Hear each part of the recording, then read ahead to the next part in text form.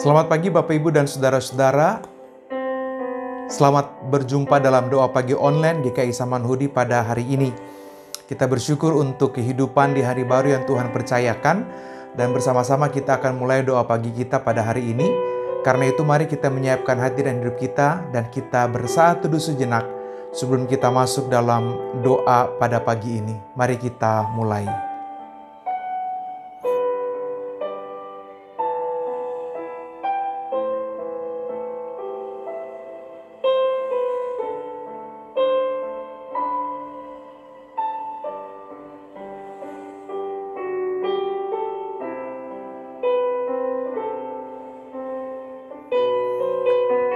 Bapa di surga, kami berterima kasih untuk hidup yang telah Tuhan anugerahkan. Pada pagi ini kami menyiapkan diri kami untuk berjalan dalam terang kebenaran firman Tuhan. Tolong kami agar apa yang kami terima memampukan kami untuk terus berjalan pada kehendak Tuhan. Supaya pada akhirnya kami tidak terjebak oleh berbagai macam hal yang ada dalam dunia ini. Tapi kami terus melekat dan terikat pada Kristus yang kepadanya kami percaya. Dan kiranya firman Tuhan boleh betul-betul bermanfaat dalam hidup kami, supaya hidup kami betul-betul memuliakan Engkau. Dalam nama Yesus Kristus, firman yang hidup, kami berdoa dan memohon. Amin. Saudara-saudara yang dikasihi Tuhan, firman Tuhan bagi kita pada saat ini diambil dari Efesus pasal 2 ayat 16 sampai ayat yang ke-23. Efesus 2 ayat 16 sampai 23, beginilah bunyinya. Karena itu janganlah kamu biarkan orang menghukum kamu mengenai makanan dan minuman atau mengenai hari raya, bulan baru atau hari Sabat. Semuanya ini hanyalah bayangan dari apa yang harus datang, sedang wujudnya ialah Kristus. Janganlah kamu biarkan kemenanganmu digagalkan oleh orang yang pura-pura merendahkan diri dan beribadah kepada malaikat, serta berkanjang pada penglihatan-penglihatan dan tanda alasan membesar-besarkan diri oleh pikiran yang duniawi, sedang ia tidak berpegang teguh kepada kepala, dari mana seluruh tubuh yang ditunjang dan diikat menjadi satu oleh urat-urat dan sendi-sendi menerima pertumbuhan ilahinya. Apabila kamu telah mati bersama dengan Kristus dan bebas dari roh-roh dunia, mengapakah kamu menaklukkan dirimu pada rupa-rupa peraturan, seolah-olah kamu masih hidup di dunia? Jangan jamah ini, jangan kecap itu, jangan sentuh ini. Semuanya itu hanya mengenai barang yang binasa oleh pemakaian dan hanya menurut perintah-perintah dan ajaran-ajaran manusia. Peraturan-peraturan ini walaupun nampaknya penuh hikmat dengan ibadah buatan sendiri seperti merendahkan diri, menyiksa diri, tidak ada gunanya selain untuk memuaskan hidup duniawi. Bapak, Ibu, dan saudara-saudara yang dikasihi dan mengasihi Tuhan, dalam dunia ini ada banyak hal, dalam hidup kita sehari-hari, bahkan dalam kebiasaan-kebiasaan yang mungkin kita sebut sebagai sebuah tradisi, atau hal-hal yang kadangkala kita mengikuti atau kita mengulangi, melaksanakannya tanpa pengertian, tanpa alasan yang jelas. Itu karena memang sudah biasa aja. Atau biasanya kita mengatakan, ya dari dulu udah begitu. Atau kita mengatakan generasi atau orang tua kita zaman dulu sudah terbiasa melakukan ini dan itu. Dan kita mengikutinya dengan tanpa alasan. Hanya karena hal tersebut telah dilakukan turun-temurun. Kadangkala kita melakukannya tanpa memaknai. Hanya sebagai sebuah rutinitas dalam tradisi pada peristiwa-peristiwa hidup tertentu. Nah, Bapak, Ibu, dan saudara-saudara, yang terjadi dengan bacaan kita adalah kepada jemaat di Kolose, Paulus sedang menasihatkan mereka supaya mereka tetap fokus pada jalan Kristus. Mengapa? Karena pada waktu itu ada banyak guru-guru palsu, banyak bidah-bidah dengan ajaran-ajaran sesat, dan banyak orang-orang, secara khusus dalam konteks ini adalah pengajar-pengajar Taurat, yang menyesatkan orang-orang Kristen yang telah percaya pada Kristus. Jadi memang pada waktu itu tarik-menarik antara kekristenan sebagai agama atau sebagai sebuah aliran yang baru saja muncul dengan Taurat, dengan para pendukung Taurat yang sudah begitu besar dan luar biasa. Maka yang terjadi adalah bahwa orang-orang Kristen awal yang telah percaya dan memilih beriman pada Kristus pada waktu itu, menjadi tidak mudah karena mereka disusupi dan dimasuki oleh berbagai macam ajaran, berbagai macam bidah yang ingin menarik mereka kembali pada ajaran Taurat, padahal mereka telah percaya pada Kristus. Nah, karena itu kepada jemaat Kristen yang sedang berjuang dan bergumul di Kolose, Paulus menasihatkan kepada mereka, paling tidak Paulus mau bilang begini, fokuslah hanya kepada Kristus. Karena itu jangan terlalu sibuk dengan perkara yang ada dalam dunia ini, tapi mari fokus pada perkara yang di atas, from above. Dia mau bilang fokuslah pada perkara-perkara surgawi. Fokuslah pada perkara-perkara yang kepadanya kamu memperoleh kehidupan yang kekal. Paulus tidak menjelaskan atau tidak bermaksud supaya orang meniadakan hidup dalam dunia atau melupakan realitas hidup dalam dunia, bukan.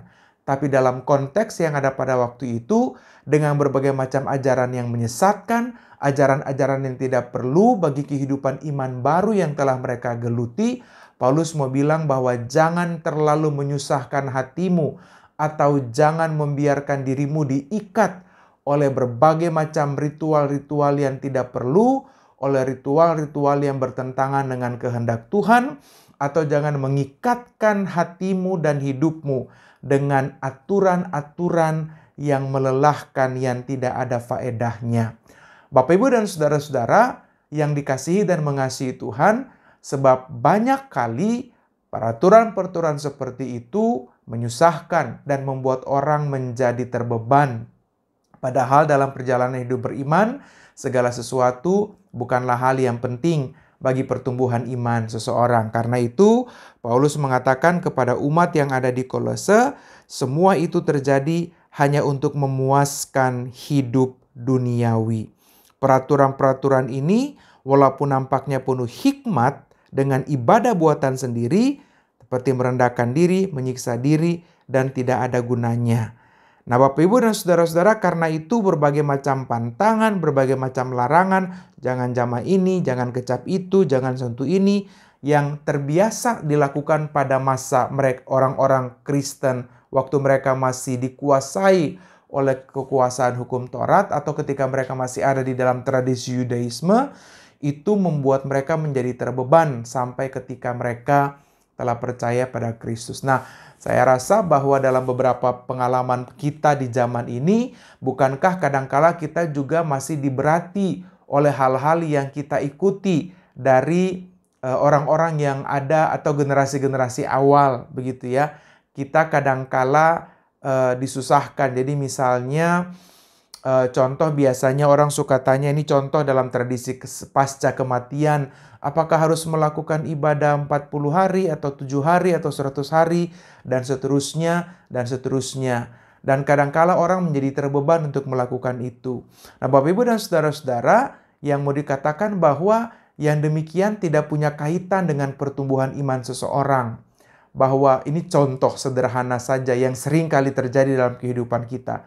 Bahkan kadang orang bertanya itu karena biasanya orang melakukan itu. Dan mereka sendiri tidak mengerti apa maknanya melakukan hal-hal seperti itu.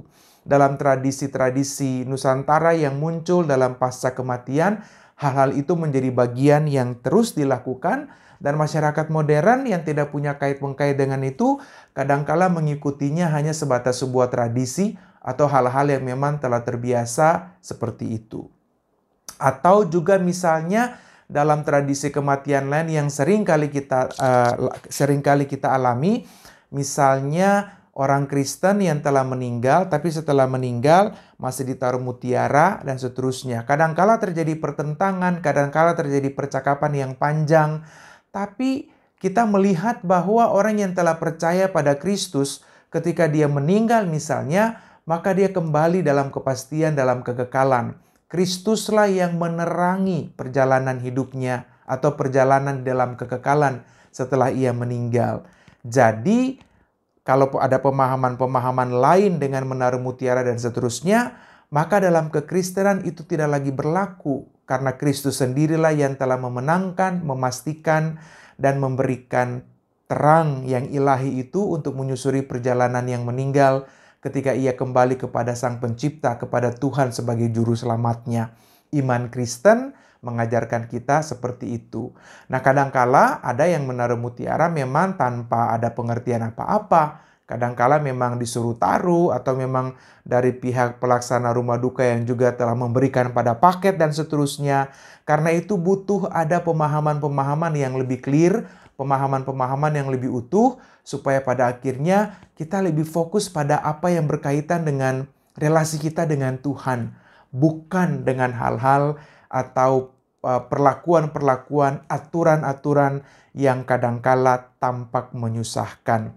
Nah, Bapak Ibu dan saudara-saudara, apa yang disampaikan Paulus kepada jemaat di Kolose dengan situasi yang kita bicarakan betul-betul sangat terkait dengan apa yang kita alami juga dalam beberapa tradisi dan kehidupan kita. Karena itu, sebenarnya Paulus membilang begini, bahwa kita yang telah percaya dalam Kristus, kita perlu mengkritisi berbagai hal yang pernah kita hidupi pada masa lalu atau yang masih kita lakukan sebagai bentuk turun alih dari generasi-generasi yang telah lebih dahulu. Supaya dengan demikian, perjalanan iman kita pada Tuhan hanya dapat terjadi atau kita lakukan dalam relasi kita dengan Tuhan secara utuh. Jadi tidak lagi kait-mengkait dengan peristiwa-peristiwa atau upacara-upacara atau tradisi-tradisi yang bahkan kita tidak dapat memahami atau tidak dapat memaknainya lebih lanjut. Apalagi yang jauh hubungannya dengan iman kita kepada Kristus. Nah, dengan demikian ketika Paulus mengatakan, kalau kita membaca teks ini secara lebih selesai sampai pada pasal 3 ayat yang keempat, di sana Paulus mengatakan, pikirkanlah perkara-perkara atau carilah perkara-perkara yang di atas, di mana Kristus ada, duduk di sebelah kanan Allah. Dia mau bilang apa? Carilah perkara-perkara yang berkaitan dengan apa yang Kristus kehendaki. Carilah perkara-perkara yang luhur, yang mulia, yang berkenan kepada Tuhan, yang menambahkan kemampuan bagi kita untuk menjalani kehidupan beriman di tengah-tengah dunia yang kadangkala membingungkan ini. Sebab perkara-perkara yang di atas itu pasti, perkara-perkara yang berkaitan dengan kehendak Tuhan itu menjamin kehidupan kita bahkan sampai kepada kekekalan. Sementara perkara-perkara yang ada dalam dunia yang kadangkala menyusahkan, bahkan juga ada yang menyesatkan, itu tidak akan mampu membawa kita menjadi lebih dekat kepada Tuhan. Nah, Bapak Ibu dan saudara-saudara yang dikasihi dan mengasihi Tuhan, pada titik ini yang dibutuhkan dari kita selaku orang percaya adalah tetap teguh pada jalan Tuhan, supaya kita tidak disusahkan atau kita tidak disesatkan dengan berbagai macam pengajaran, dengan berbagai macam berita, dengan berbagai macam informasi, dengan berbagai macam praktik yang kadangkala menyesatkan, yang membawa kita makin hari makin jauh dari Tuhan. Supaya dengan cara itu kita boleh menjadi orang-orang yang sungguh-sungguh bertumbuh di dalam iman akan Kristus. Saya tiba-tiba jadi mengingat ya, kalau orang sakit dengan berbagai 1001 macam pola pengobatan alternatif, kadangkala ada hal-hal yang betul-betul jauh dari apa yang dapat kita pikirkan secara baik ya. Ada penyakitnya bisa ditransfer, pindah ke mana-mana gitu ya, ke telur lah, ke kambing lah, dan seterusnya. Padahal kita mau lihat bahwa kalau orang sakit ya harus diobati secara baik gitu ya. Kekristenan tidak anti pengobatan alternatif, tapi dalam tradisi kita, khususnya di dalam pemahaman iman GKI, kita belajar bahwa yang alternatif itu dapat terus kita jalani selama dia tetap ada dalam prinsip-prinsip pengobatan yang konvensional. Jadi Bapak Ibu dan saudara-saudara, hal-hal seperti itulah yang perlu kita perhatikan dan kita kritisi supaya hidup beriman kita tetap berjalan dalam kewarasan, tetap berjalan dalam jalur yang Tuhan tetapkan. Supaya kita tidak tipis telinga, kita tidak diombang-ambingkan oleh berbagai macam pengajaran, ajakan, praktik, tapi kita tetap setia pada Tuhan, pada jalan Tuhan, pada perkara yang di atas, yang berkaitan dengan Kristus, di mana Kristus yang menjadi pengarah, menjadi arah, menjadi kompas dalam kehidupan beriman kita bersama.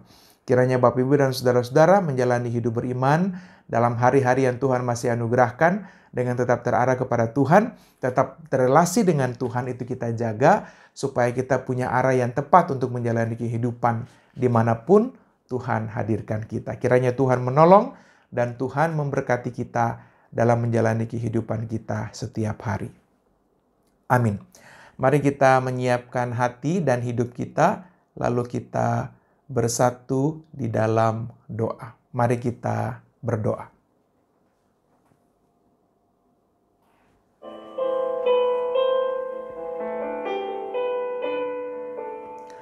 Bapa yang baik, kami berterima kasih kalau pada pagi ini kami boleh belajar untuk lebih fokus pada Tuhan. Di tengah-tengah berbagai macam ajaran, ajakan, berita, bahkan hal-hal dan praktik-praktik hidup yang kadangkala membuat kami jadi ada dalam hiruk pikuk, atau membuat kami bahkan berjuang dan bergumul dengan kehidupan yang kadangkala tidak perlu. Kami tidak anti terhadap hal-hal yang ada di dalam dunia ini, tapi kami belajar untuk lebih mengkritisi, supaya pada akhirnya apa yang kami jalani dan kami hidupi, semuanya ada dalam padanan dengan Kristus.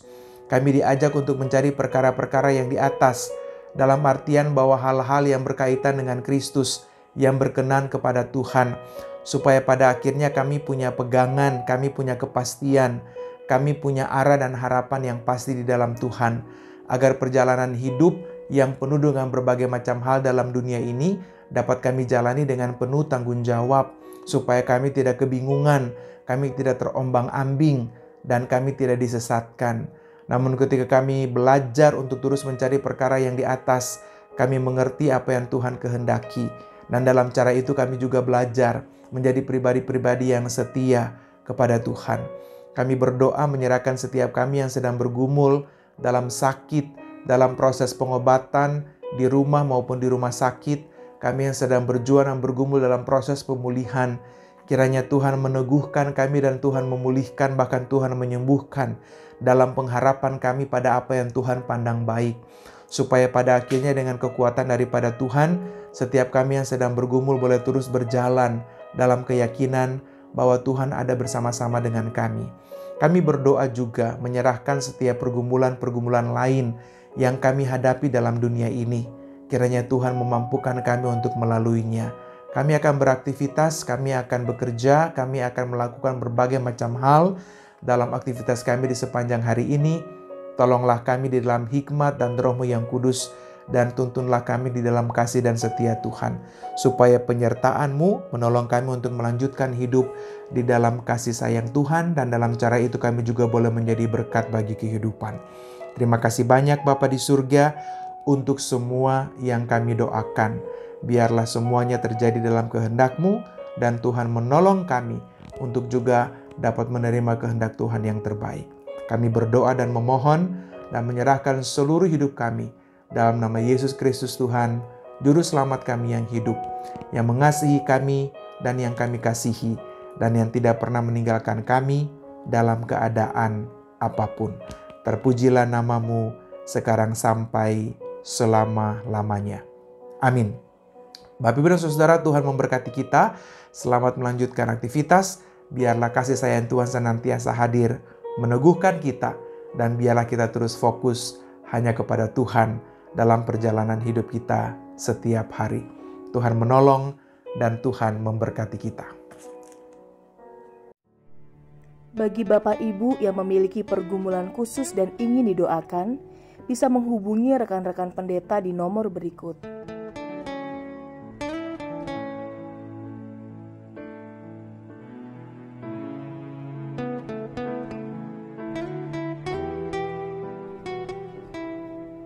Tuhan Yesus memberkati.